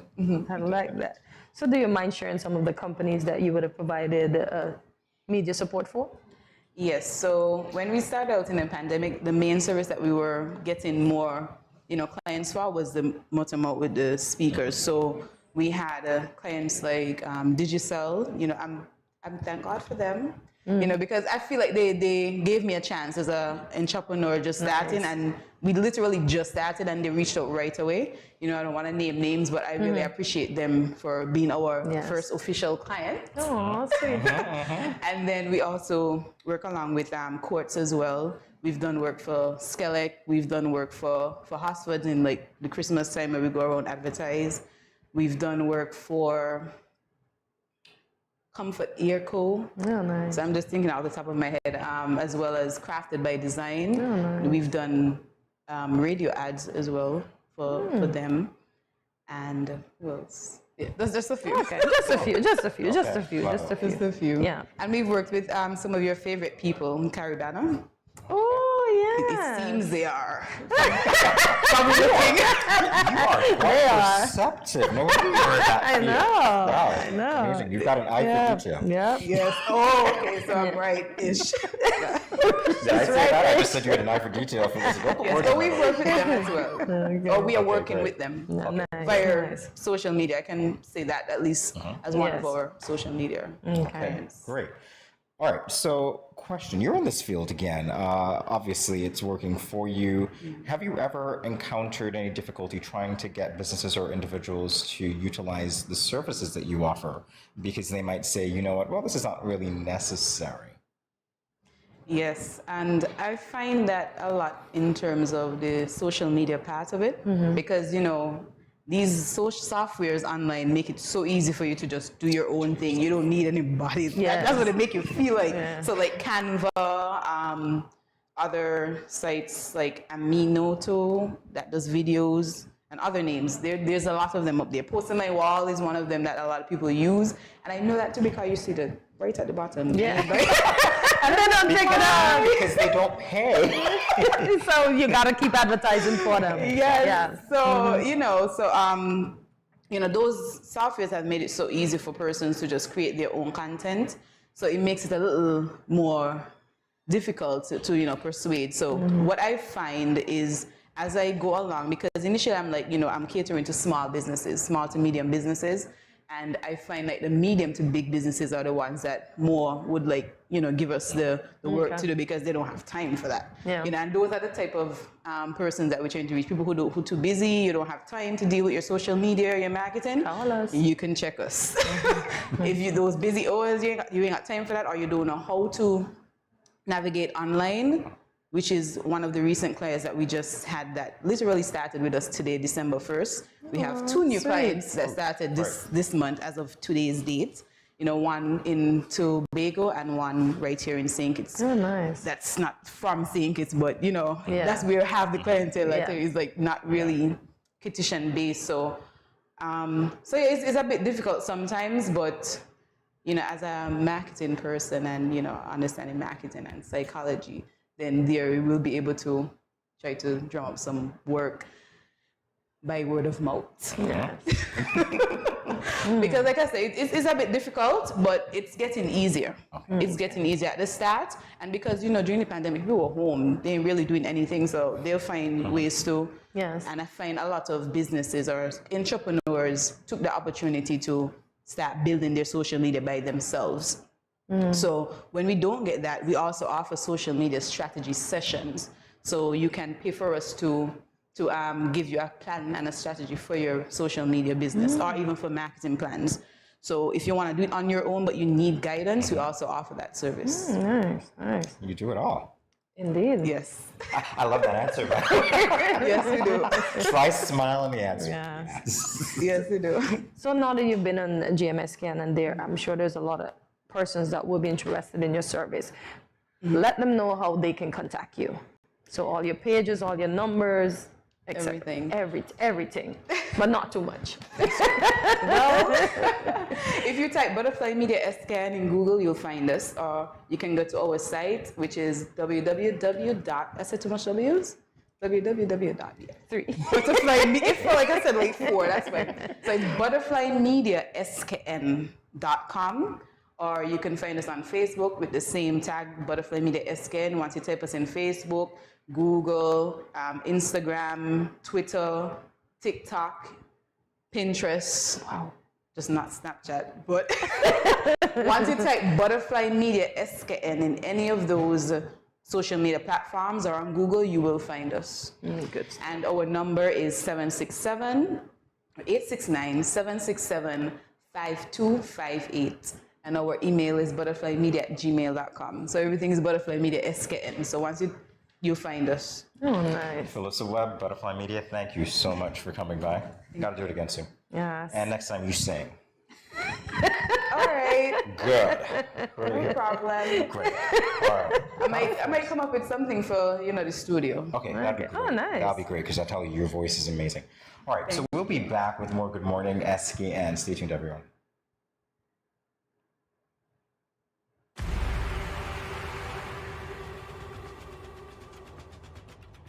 What will it take to grab the attention of someone with the power to make your dream come true? 7 hopeful entrepreneurs in search of the finances necessary to take their ideas to the next level. This is their lives, right? This is their business. 4 savvy business owners ready to make a pragmatic investment. You can't help people if you can't help yourself. First, you make the dollar and you give the dollar. Why you take your business offline? I really feel that you need to do a little bit more research. Very knowledgeable. Super knowledgeable. You have a great idea and a great concept. I think you'd be snapped up by Disney. If you have a job someplace, it means that if something is not working, you can walk away. Who will invest? Let's do this. Let's do this. Thank you. And who will be sent home with nothing? I am your host, Kevin Hope.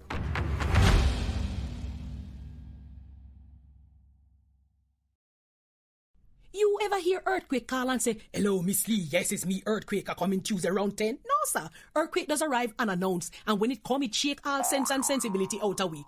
Remain calm, stay inside, and do the DCH. Drop, cover, hold on. Once the shaking starts, you know it's earthquake. Make a quick move to a safe place. Don't run to the door, we are in the exit. Stairs might block up or full of people. Elevator, avoid that, because you might get in and poof, power gone, and you're stuck in that box without ear. Take cover under a strong table or a bed, or crouch against an inside wall or in a corner, and cover your face and your head with your arms. Remember, DCH, drop, cover, hold on. Glass windows and doors, outside walls and doors in an earthquake, bad news. Take care yourself. Most injuries during earthquakes happen when something drop and hit people entering or exiting a building. Last thing, nobody run outside and ask, you feel it, you feel it? Remain calm, stay indoors until all the shaking stop, and do the DCH, drop, cover, hold on.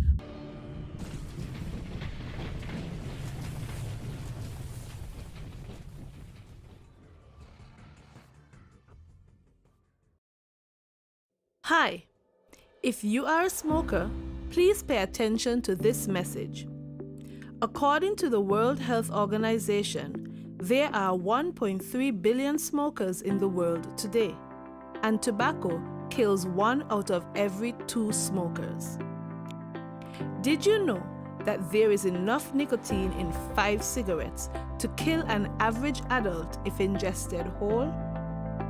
There are more than 7,000 chemicals in tobacco smoke, of which more than 250 are known to be harmful. More than 69 are known to cause cancer, and 16 are classified as Group 1 carcinogens. Smoking kills. Are you ignoring that warning every time you smoke? Please stop. Smoking can lead to severe health complications and even death. It affects almost every organ in the body, especially the lungs and heart. It raises blood pressure, increases blood clots, and increases the risk of stroke, heart attack, and cancer. It is hard to quit smoking, but it is not impossible. Don't let tobacco destroy you. Remember the 4 Ds to curb your tobacco cravings. 1. Delay. Set a time limit before you decide to smoke. 2. Drink water. Go get a drink before you do anything else. 3. Do something else. Have a goodie bag handy of other things to do. And 4. Deep breathing. Take at least 10 deep breaths every time you think about smoking. Quit smoking and live a longer and happier life. This message is brought to you by the Ministry of Health, St. Kitts and Nevis.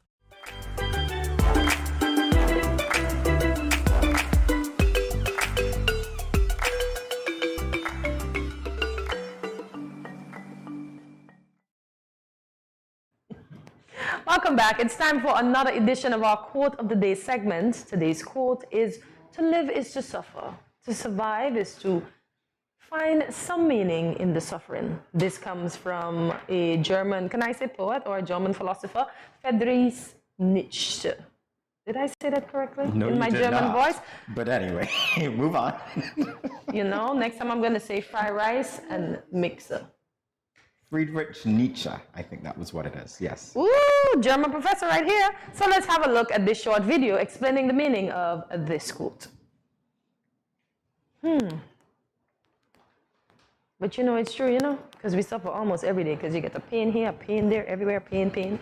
You know, so suffering, then one time you have money, and then next time you don't have money. You know, it's just, the suffering is just great. That's suffering. Your concept If I of cannot suffering. buy me some salad to make, some lettuce to make me a salad. That is some salad That's to make you a lettuce. Oh, suffering. okay. You guys heard that, right? Some salad to make her I a corrected lettuce. myself immediately. Yes, you did. But I'm not going to let you forget it. That's what I do. Guys, he doesn't let me forget anything. So I'm going to give you a little quirk about me. Yesterday I decided I'm going to try to put on my eyelashes myself. Let me tell you all, I swore I turned the eyelashes wrong. I put the longer side on the inside. So when I'm trying to look, this eyelash is just bugging me because it's too long. So today I already related to the makeup artist, so he comes. Did she tell you she wore her eyelashes wrong? So he doesn't let me live down anything. Well, I guess that was your version of suffering. Now we're going to take a That look was at the video. We're going to take a look at the video explaining the meaning of Friedrich's quote.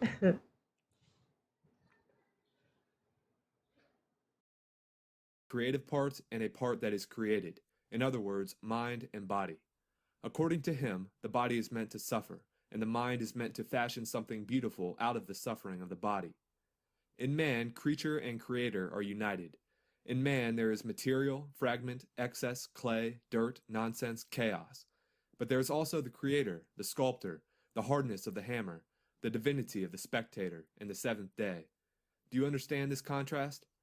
The body must be fashioned, bruised, forged, stretched, roasted, and refined. It is meant to suffer. An athlete, such as a bodybuilder, is the epitome of this idea. A bodybuilder subjects his body to the pain and suffering of training in order to create a physique that is aesthetically pleasing. The weightlifting adage, "no pain, no gain," is an echo of Nietzsche's ideas. Nietzsche sharply criticizes those people who wish to abolish suffering. According to him, suffering is the only thing that bestows value upon the world. Without pain and misery, life would be absurd and worthless. You want, if possible, and there is no more insane if possible, to abolish suffering. And we?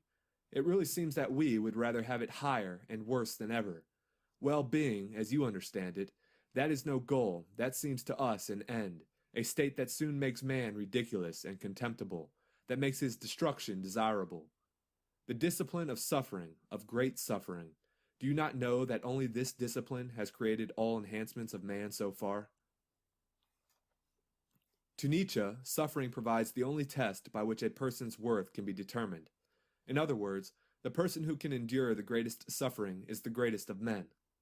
To those human beings who are of any concern to me, I wish suffering, desolation, sickness, ill-treatment, indignities. I wish that they should not remain unfamiliar with profound self-contempt. Were you suffering? I wasn't suffering, actually. I was trying to understand. I wasn't suffering at all. Interesting stuff, though, about no pain, no gain. No pain, no gain, indeed. That And we know philosophy. that. We know that. Wow. So we start exercising, as soon as we do the abs, the next day, you can hardly bend your midsection because you're feeling that extreme pain. And as I said, no pain, no gain. We felt a lot of pain during 2020 because you were locked inside. We needed to be outside. We are creatures that should not be kept inside for too long. Then we felt the pain of our savings dwindling. Yeah. A lot of pain. Suffering.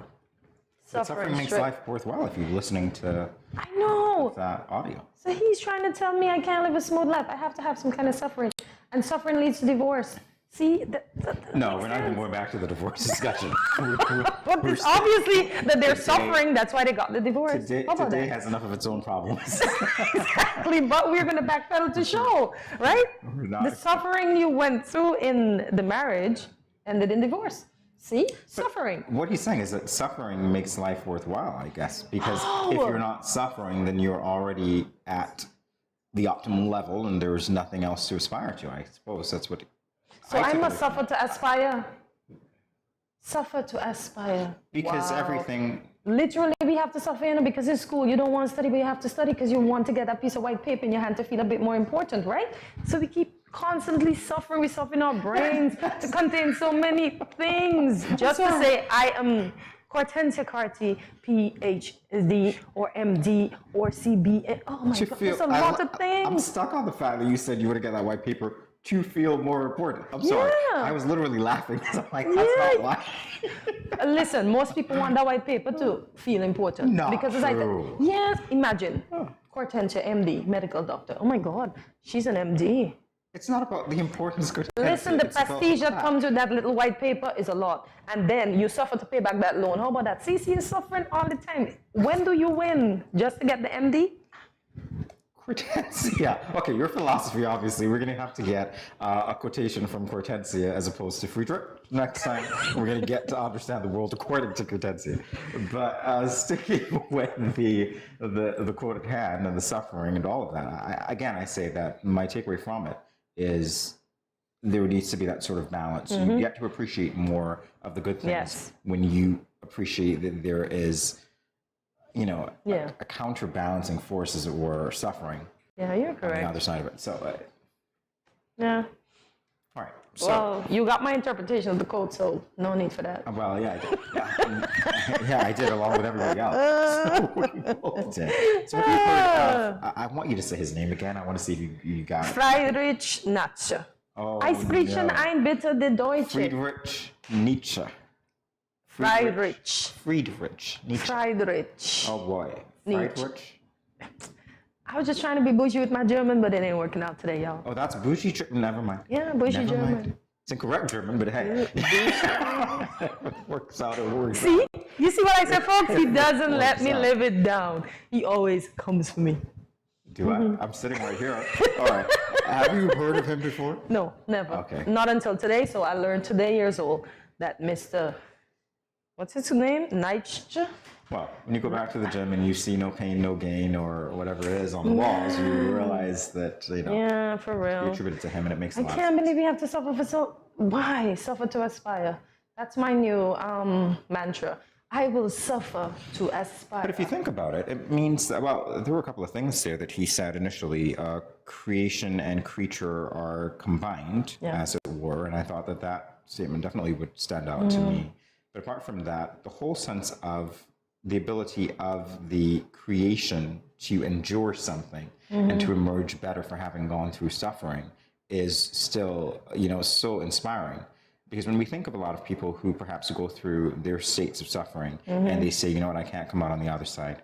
And we've talked about, other things, other topical issues, difficult issues, suicide, for instance, or we think of Yeah. people who are living in desolate circumstances and they say, well, it's never going to get any better. And then you realize if you apply this philosophy to some degree, at least, gets it better. should be inspiring because you appreciate that once you go through suffering, you will emerge better for it, but And you have to go through it. Exactly. And do you notice that some of the, I don't want to say bad, because nothing is bad. I like to use the word indifferent. Some of the indifferent communities produces some of the best crops of human beings because they show the others that I started from the bottom, I started from this community that is condemned, and look, here I am. Yeah, because you've got to work Yeah. through it. And again, it depends on, the individual as well, Mhm. the support systems that you have, and just sheer grit. and Exactly. the ability to hold on to something that is so precious, that idea that you can Mhm. achieve your goal despite whatever suffering you're going through. Exactly. So the suffering itself doesn't limit you, doesn't block you. What it does is inspire you to progress. Exactly. And that's actually what we want to be. So on that note, we are going to take a short break, but we'll be back in a moment with more GMS Scan. I think they should take that as a mantra, suffer to aspire. Mm-hmm. Children, how can you tell a tsunami coming? Teacher me. Sammy? My mother said when uncle jump in the pool and the water spoosh out, that's how you tell a tsunami coming. Settle down, children, settle down. Do you remember our tsunami song? Yes.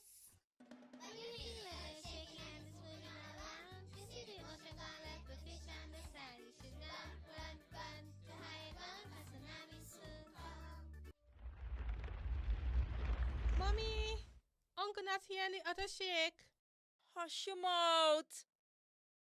Daddy, Uncle not here and the sea gone. Who cares? You don't see all them free fish? Quick, give me the bag. This is how you tell a tsunami a come. Teacher says so. I would have failed in school, you know. Sammy, come, let me go. They would have failed anyhow. Let me run, see Sammy.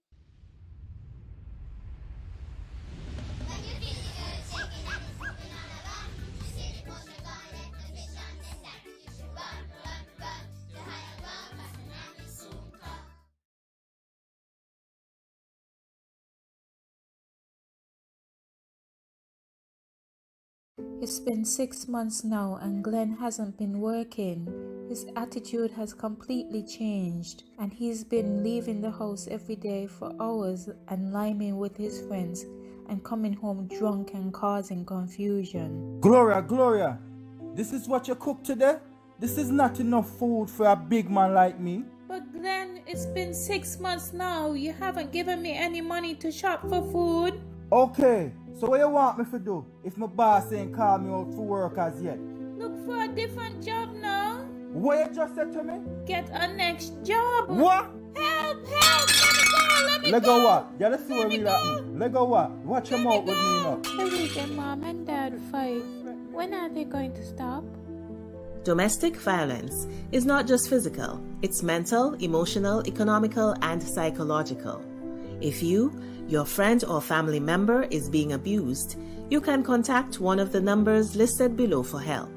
Department of Gender Affairs 662-5492, Special Victims Unit 662-7077, Counseling Unit 465-5000. This message was brought to you by the Department of Gender Affairs in collaboration with the Ministry of Health and the Pan American Health Organization. Thank you for joining us today for another edition of GMS Scan. Of course, we invite you to tune in daily where we find a little bit of everything for yourself.